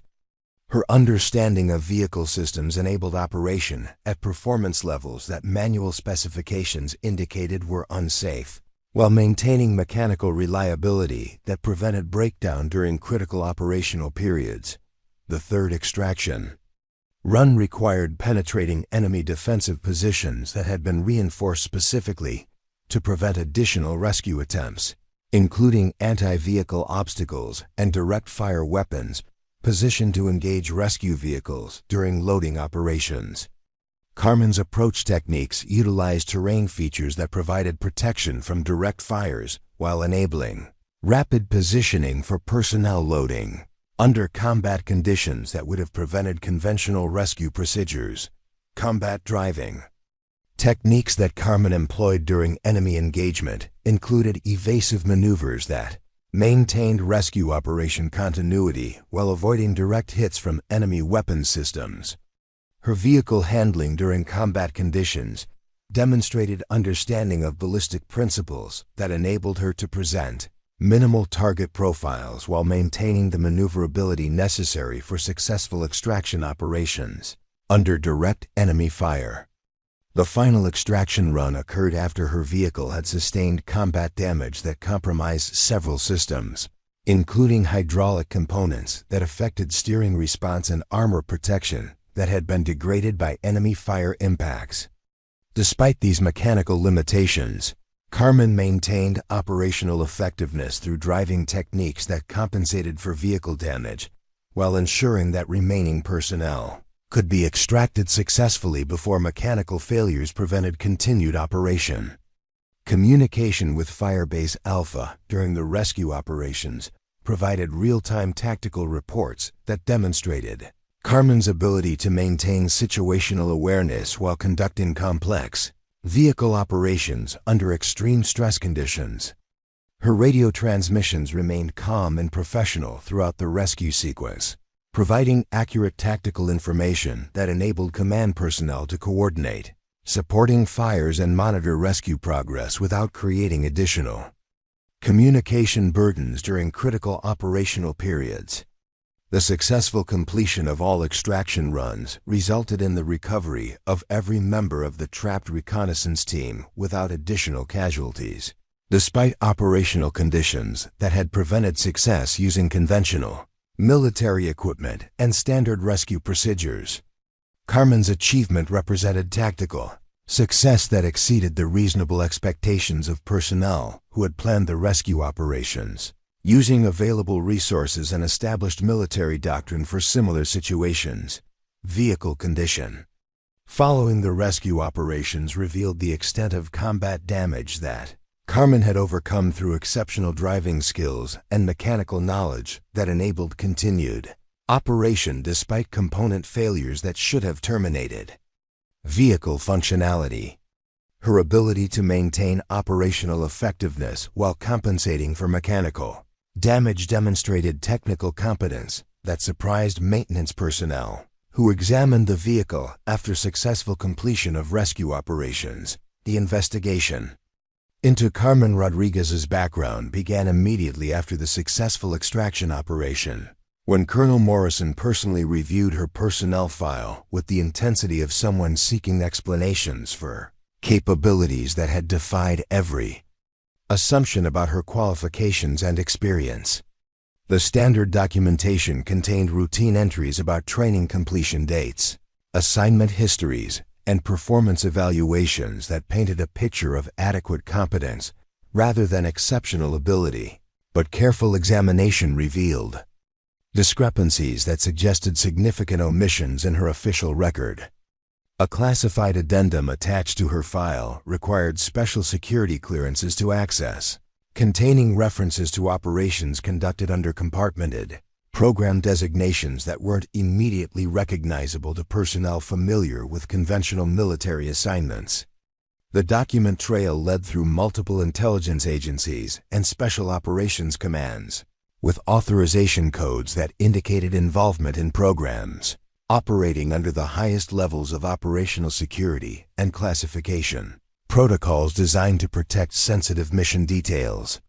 Further investigation revealed that Carmen Rodriguez had served as the primary vehicle operator for Task Force Shadowhawk, an elite reconnaissance unit that conducted deep penetration missions behind enemy lines during the height of combat operations in Afghanistan's most dangerous provinces.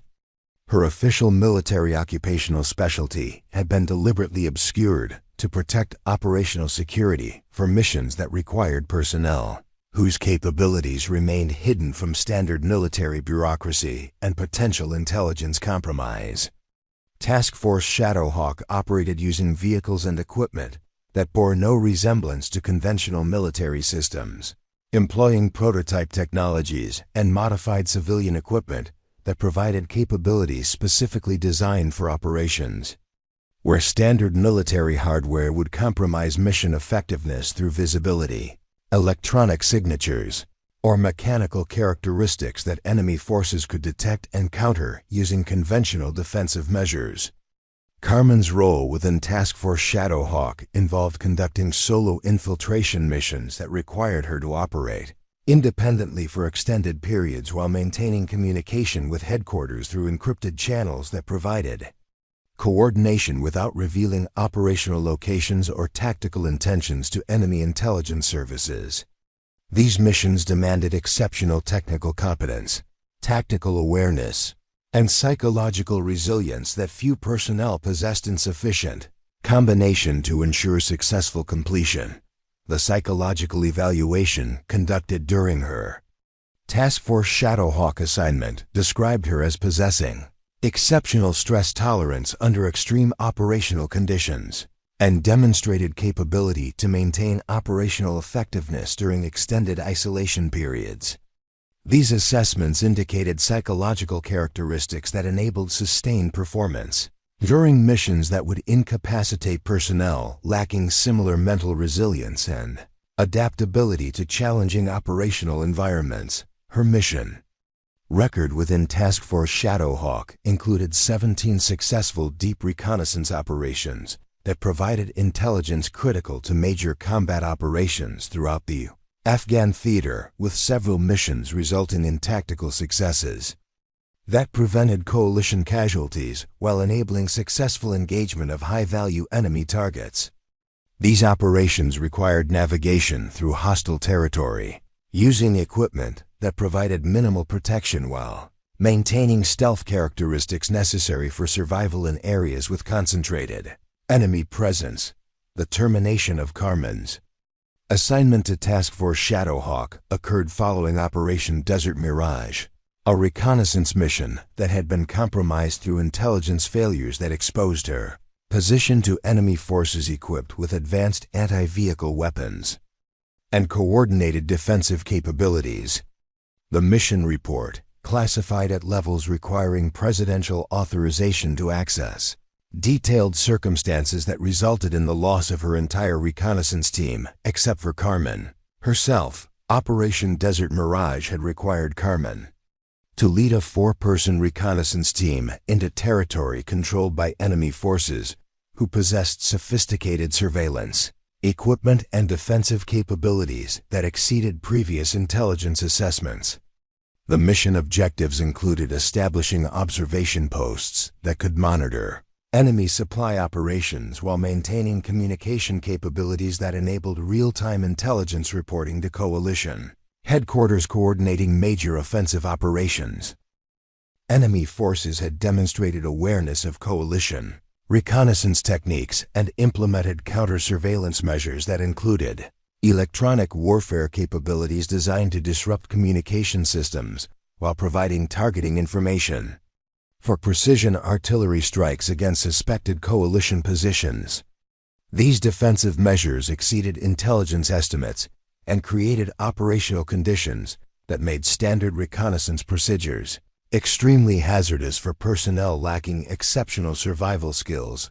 The compromise of Operation Desert Mirage occurred when enemy forces successfully intercepted coalition communications and used directional finding techniques to locate Carmen's reconnaissance team, despite their use of advanced electronic countermeasures and communication protocols designed to prevent detection.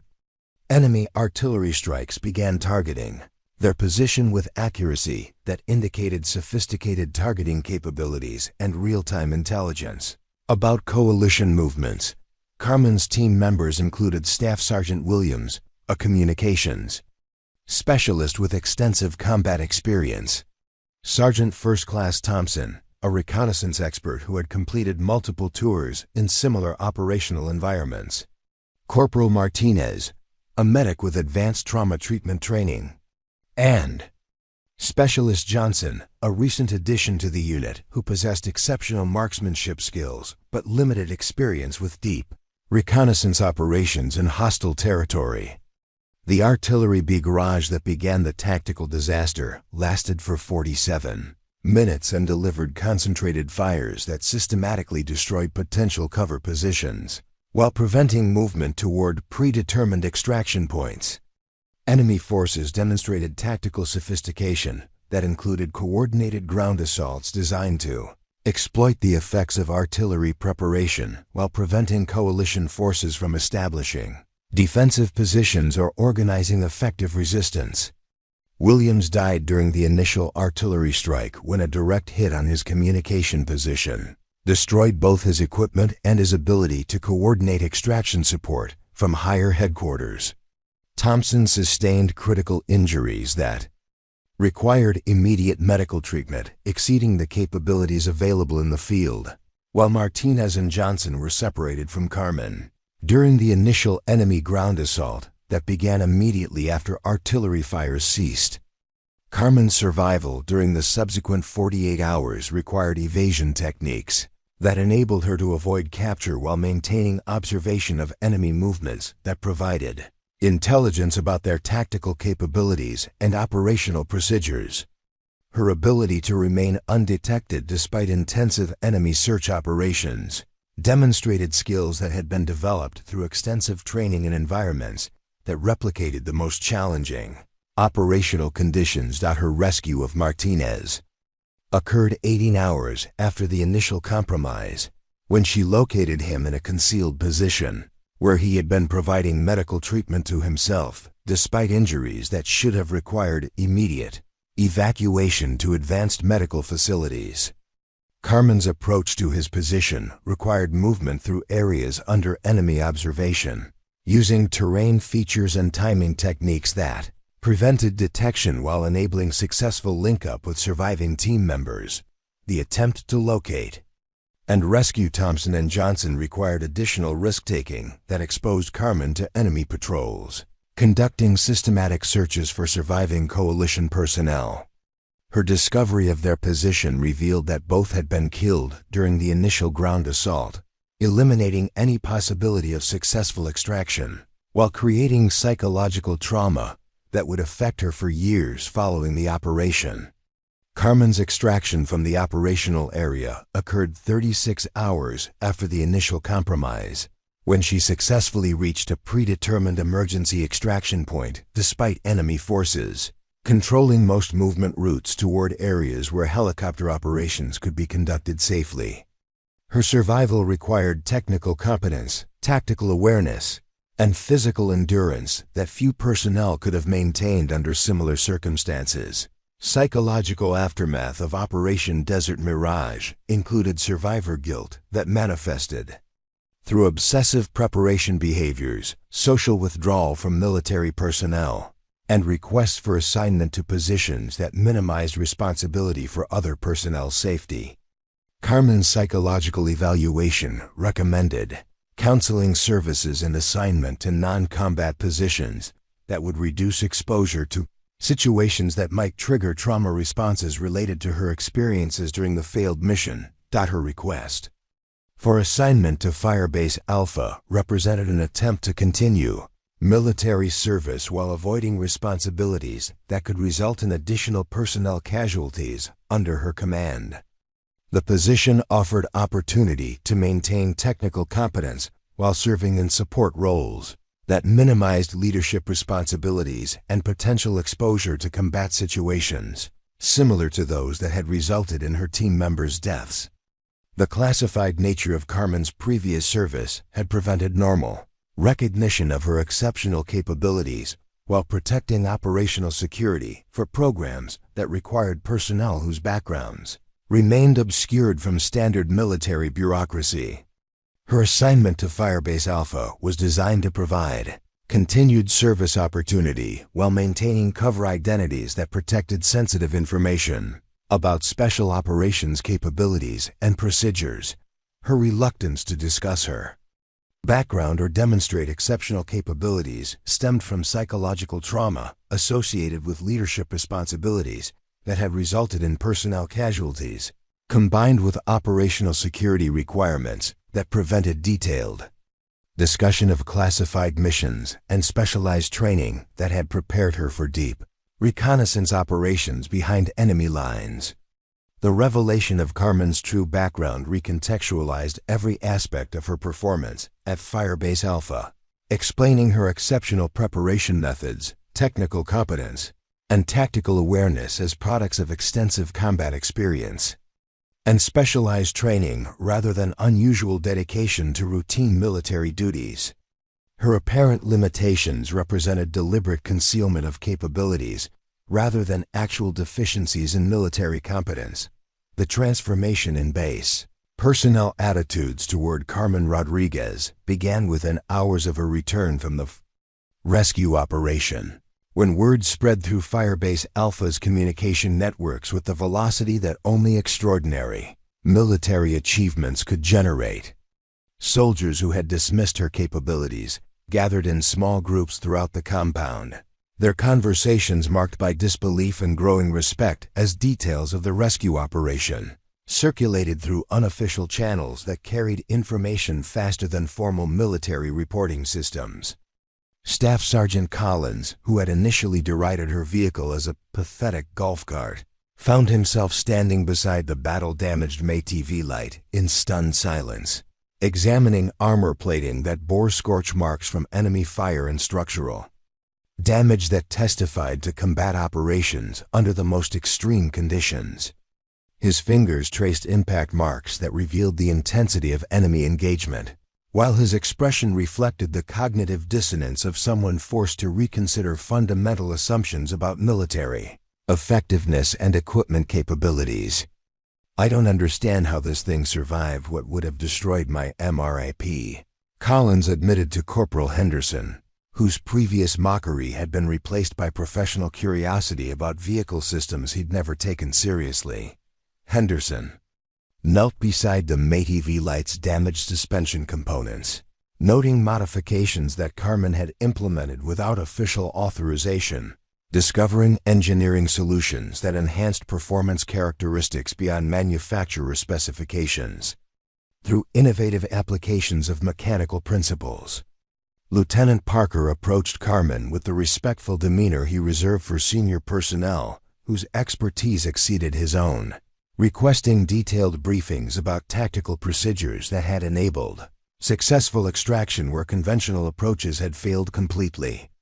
His questions reflected genuine interest in learning from someone whose capabilities he'd underestimated, while his tone acknowledged professional competence that demanded recognition, regardless of equipment assignments or official rank structures. The motor pool became an informal gathering place where personnel congregated to examine Carmen's vehicle and discuss technical specifications that had previously seemed inadequate, but now appeared brilliantly optimized for specific operational requirements. Mechanics who had dismissed the MATV light as inferior equipment discovered innovative solutions that maximized capability while minimizing weight, complexity, and maintenance requirements that could compromise operational effectiveness during extended missions. Sergeant Major Williams, whose experience in Afghanistan had taught him to recognize exceptional combat performance, personally reviewed the mission reports that documented Carmen's rescue operation with the thoroughness of someone evaluating candidates for military decorations. His analysis revealed tactical excellence that exceeded the performance standards expected from personnel with decades of combat experience, while her decision-making under pressure demonstrated leadership qualities that couldn't be taught through conventional military training programs. Colonel Morrison convened a special briefing session where Carmen presented detailed accounts of her tactical procedures, vehicle modifications, and operational techniques that had enabled successful mission completion despite conditions that had defeated conventional military capabilities. Her presentation attracted attendance from personnel throughout the base, including officers whose previous dismissive attitudes had been replaced by professional interest in learning from demonstrated expertise. The base's maintenance facility underwent immediate reorganization to prioritize Carmen's vehicle servicing requirements, with Chief Warrant Officer Martinez personally overseeing repairs that utilized the facility's most experienced technicians and highest quality replacement components. His instructions emphasized that Carmen's equipment would receive priority attention equal to that provided for the base's most critical combat systems, reflecting institutional recognition of capabilities that had proven their value under combat conditions. Equipment allocation procedures changed dramatically as supply personnel received instructions to fulfill Carmen's requisition requests immediately without the bureaucratic delays that had previously characterized her interactions with base support systems.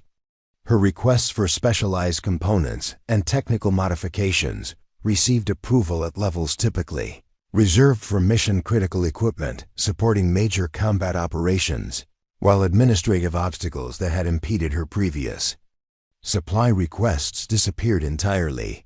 Dining facility protocols shifted to ensure that Carmen received priority service and access to the highest quality meal options available to base personnel, with kitchen staff expressing personal gratitude for her role in saving coalition lives during the rescue operation. Her previous experiences with inadequate portions and delayed service were replaced by treatment that reflected institutional appreciation for exceptional military service and demonstrated heroism under combat conditions. Training opportunity announcements began including Carmen's name on distribution lists for advanced courses and specialized programs that had previously remained inaccessible, despite her qualifications and interest in professional development. Administrative personnel who had claimed ignorance about enrollment procedures suddenly discovered streamlined processes that facilitated immediate registration for programs that enhanced tactical capabilities and technical expertise. Living quarters assignments underwent immediate revision as Carmen received transfer to upgraded accommodations in newer facilities with functional utilities and adequate storage space for personal equipment and technical manuals. The substandard housing conditions that had characterized her previous assignment were replaced by quarters that reflected appropriate recognition of her professional status and demonstrated competence. Recreation facility access transformed completely.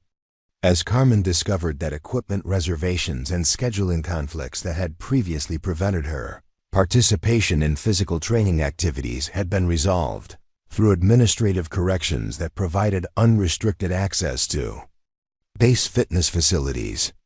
The mysterious availability problems that had excluded her from recreational opportunities disappeared as personnel actively invited her participation in various activities. Transportation arrangements for off-base activities began including invitations for Carmen to participate in group trips and recreational excursions that had previously occurred without her knowledge or involvement. Personnel who had organized exclusive transportation arrangements suddenly discovered that their vehicles had additional capacity for passengers whose company they now actively sought rather than deliberately excluded. Communication equipment assignments underwent immediate upgrade as Carmen received new radios, electronic devices, and technical equipment that represented the highest quality systems available through base supply channels. The malfunctioning equipment that had compromised her communication capabilities was replaced by devices that provided superior performance and reliability during operational conditions. Professional development opportunities expanded dramatically as senior personnel began recommending Carmen for leadership positions, advanced training programs, and specialized assignments that utilized her demonstrated capabilities, rather than limiting her potential through assumptions about her qualifications. Mentor relationships that had been unavailable during her initial assignment developed naturally as experienced officers sought to support her continued professional growth.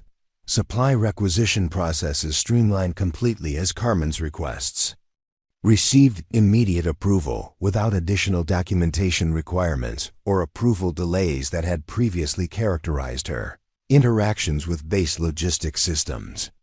Her equipment needs were treated with priority equal to that provided for the base's most critical operational requirements, while bureaucratic obstacles that had impeded her previous requests were eliminated entirely. Medical appointment scheduling transformed as Carmen gained immediate access to healthcare services with appointment availability that accommodated her duty schedule rather than creating conflicts with operational responsibilities.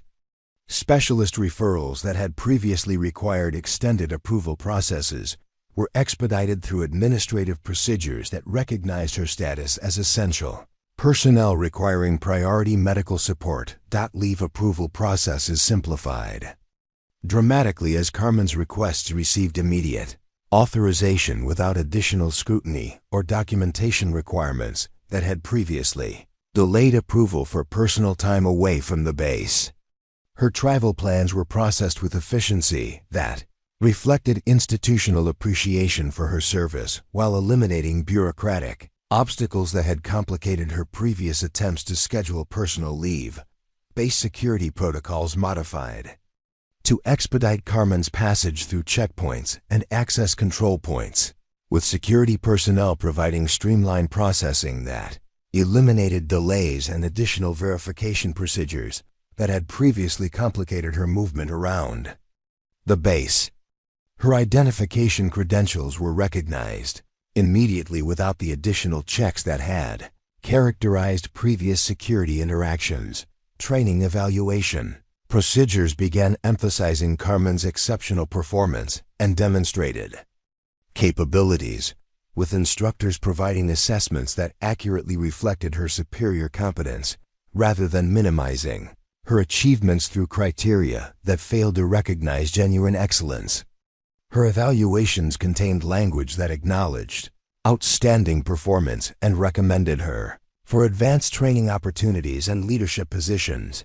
Work assignment scheduling underwent revision to ensure that Carmen's duty roster provided opportunities for continued professional development and meaningful contribution to base operations, while eliminating the weekend and holiday assignments that had previously isolated her from social and recreational activities that facilitated relationship building with other personnel. The psychological transformation extended beyond administrative changes to encompass genuine respect and admiration from personnel who had witnessed the gap between their initial assumptions and Carmen's actual capabilities.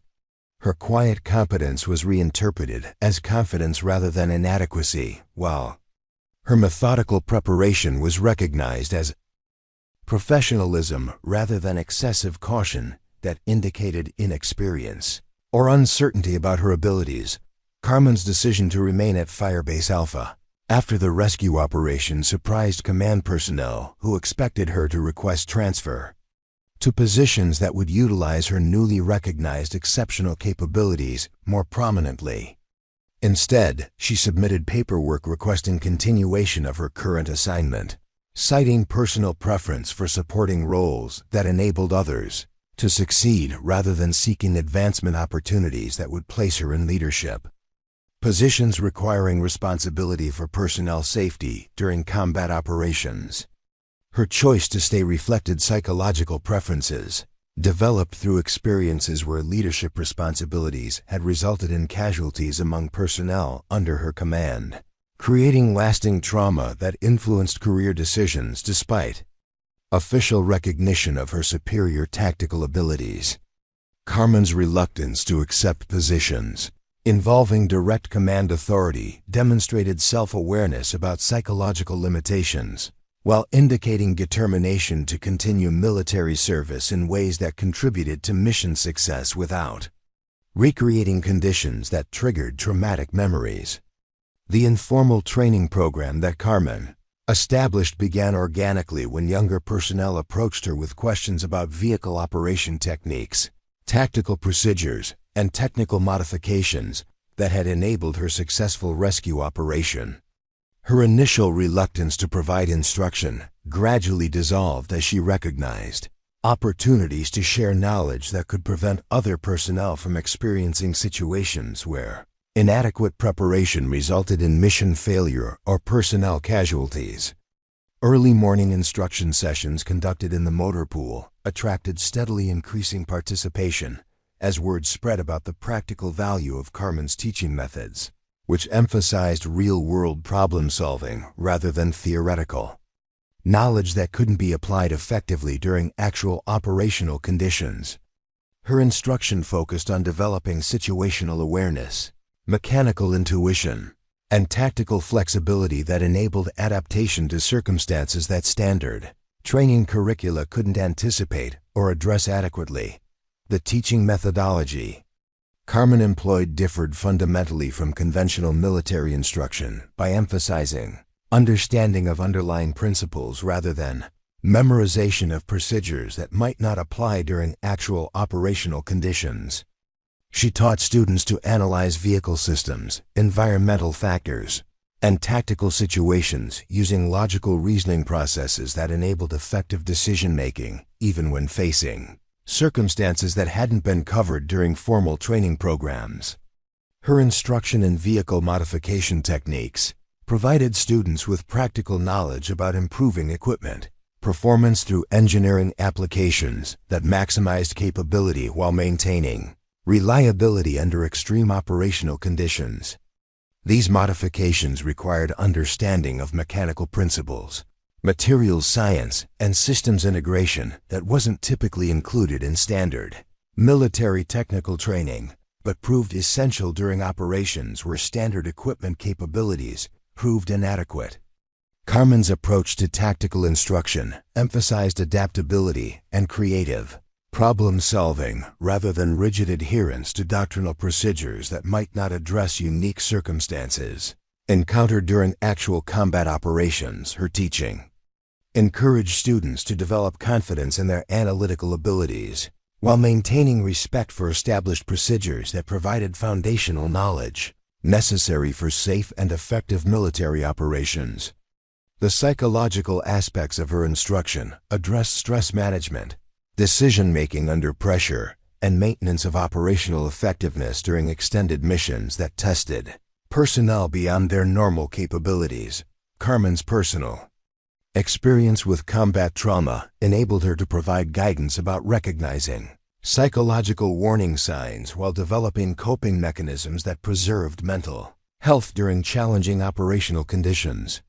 Students who completed Carmen's informal training program demonstrated measurably improved performance during subsequent training exercises and operational assignments, with their enhanced capabilities becoming apparent through superior technical competence, tactical awareness, and adaptability to changing conditions.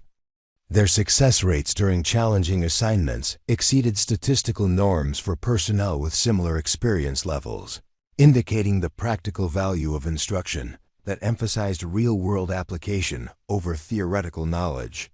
The ripple effects of Carmen's teaching extended throughout Firebase Alpha, as her students shared techniques and principles they had learned, creating a culture that valued practical competence over impressive appearances and encouraged personnel to develop capabilities that might not be immediately obvious, but proved essential during critical situations. This cultural shift influenced personnel evaluation procedures, training priorities, and equipment selection criteria throughout the base. Leadership recognized the institutional value of Carmen's teaching contributions by formalizing her instructor role through assignment to advanced training programs that utilized her combat experience and technical expertise to enhance preparation of personnel destined for high-risk assignments. Her official instructor position provided institutional legitimacy while enabling her to reach larger numbers of students through structured curricula that incorporated lessons learned from actual combat operations. The training materials Carmen developed became standard references for personnel throughout the regional command structure, with her manuals being distributed to bases where similar operational conditions required techniques that she had developed through extensive combat experience and innovative problem-solving. These materials filled gaps in existing training resources while providing practical guidance that couldn't be obtained through conventional military education programs. Her influence on equipment procurement decisions led to institutional changes in vehicle selection criteria, with military planners recognizing that specialized lightweight vehicles possessed operational advantages that complemented rather than competed with heavy combat systems. Carmen's demonstration of MATV light capabilities influenced procurement policies that ensured availability of diverse vehicle types, optimized for specific operational requirements rather than assuming that heavier equipment was universally superior. Personnel evaluation procedures underwent revision to incorporate assessment criteria that recognized exceptional capability regardless of how those capabilities manifested, with evaluation systems designed to identify hidden competence that might not be apparent through conventional performance metrics. These changes prevented future instances where truly exceptional personnel might be overlooked due to institutional biases that emphasized visible characteristics over actual effectiveness. The mentorship relationships Carmen developed with junior personnel created professional networks that extended her influence throughout the military hierarchy as her students advanced to positions where they could implement lessons learned about leadership, technical competence, and the importance of recognizing potential in personnel whose capabilities might not be immediately obvious to casual observers. Research projects initiated by technical personnel who had observed Carmen's vehicle modifications led to development of improved military equipment that incorporated design principles she had demonstrated through practical application. Her innovations influenced manufacturer specifications and military procurement standards, ensuring that future equipment would provide enhanced capabilities for personnel who understood how to utilize advanced engineering solutions effectively. The operational doctrine revisions that resulted from analysis of Carmen's rescue techniques provided tactical frameworks that enabled other personnel to accomplish similar missions, using approaches that had proven effective under actual combat conditions. These doctrinal changes influenced training programs throughout the military establishment, while providing commanders with alternative operational approaches when conventional procedures proved inadequate. Carmen's story became part of Firebase Alpha's institutional memory through informal narratives that emphasize the importance of recognizing exceptional capability, regardless of initial appearances or institutional assumptions about personnel qualifications. These stories served educational purposes by encouraging personnel to avoid prejudicial judgments while maintaining openness to possibilities that conventional wisdom might not anticipate. The base memorial that honored personnel who had demonstrated exceptional service included recognition of Carmen's rescue operation, alongside other acts of heroism that exemplified military values and professional excellence. This formal recognition ensured that future personnel would understand institutional appreciation for exceptional service, while learning about the importance of preparation, dedication, and courage under extreme circumstances. Years after the rescue operation, personnel throughout the regional command continued sharing accounts of Carmen's achievement during professional discussions about leadership, tactical innovation, and the importance of maintaining readiness for situations that demanded capabilities beyond normal operational requirements. These discussions perpetuated lessons about avoiding assumptions while recognizing that exceptional capability often manifested in unexpected ways. The broader military community incorporated Carmen's example into leadership training programs that emphasized the importance of recognizing potential in personnel whose capabilities might not conform to conventional expectations about military effectiveness. Her story became a case study in the dangers of prejudicial judgment, while illustrating how institutional biases could prevent recognition of exceptional competence until crisis situations demanded capabilities that only properly prepared personnel could provide. Carmen Rodriguez never sought recognition for her achievements or attempted to leverage her demonstrated capabilities for career advancement, opportunities that would have been readily available following her rescue operation's success. Instead, she continued serving with the same quiet professionalism that had characterized her entire military career, finding satisfaction in contributing to mission success while helping other personnel develop capabilities that might prove essential during future crisis situations. The lasting legacy of her service extended far beyond the 12 lives she had saved during a single rescue operation, encompassing institutional changes that improved military effectiveness while preventing future instances where exceptional personnel might be overlooked due to superficial judgments about their capabilities. Her influence continued through the personnel she had trained, the procedures she had developed, and the cultural changes she had inspired throughout the military establishment. The simple truth that emerged from Carmen's story transcended military applications to provide lessons relevant to any organization where initial impressions might prevent recognition of exceptional capability. Her example demonstrated that genuine competence often manifested through quiet preparation and consistent performance rather than impressive displays designed to attract attention, while illustrating the importance of maintaining openness to possibilities that conventional wisdom might dismiss prematurely. Carmen Rodriguez never returned to special operations, never sought medals or recognition, never wrote memoirs about her extraordinary service. She remained at Firebase Alpha for another 18 months, quietly training the next generation of military personnel until her enlistment ended. When she left the base for the final time, she drove the same battered Mate TV Lite that had once been mocked as a toy but had proven itself in combat when it mattered most. The vehicle was eventually retired from service and now sits in a small military museum in Colorado, its combat scars still visible beneath layers of protective coating.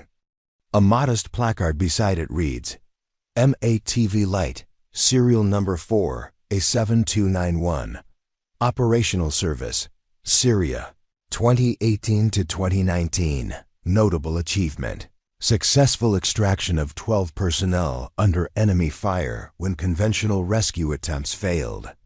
But Carmen's true monument wasn't built from metal and armor plating. It lives in every pilot who learned that preparation matters more than appearance. Every soldier who discovered that quiet competence often accomplishes with loud confidence cannot, and every person who realized that the most extraordinary capabilities sometimes come disguised in the most ordinary packages. Today, military training centers worldwide teach courses based on techniques Carmen developed. Her modifications have influenced vehicle design. Her tactical innovations appear in official doctrine manuals. Yet most people who benefit from her contributions will never know her name. Sometimes, the greatest heroes are the ones history forgets to remember, not because their achievements weren't remarkable, but because they never needed recognition to validate their worth. Have you ever underestimated someone who later amazed you? Share your story in the comments below. If this story reminded you that extraordinary people often hide in plain sight, hit that subscribe button and join our community of 500,000 plus viewers who believe in celebrating the unsung heroes among us. Ring the notification bell so you never miss stories about real people who prove that courage, skill, and determination matter more than first impressions. What story should we tell next? Let us know in the comments.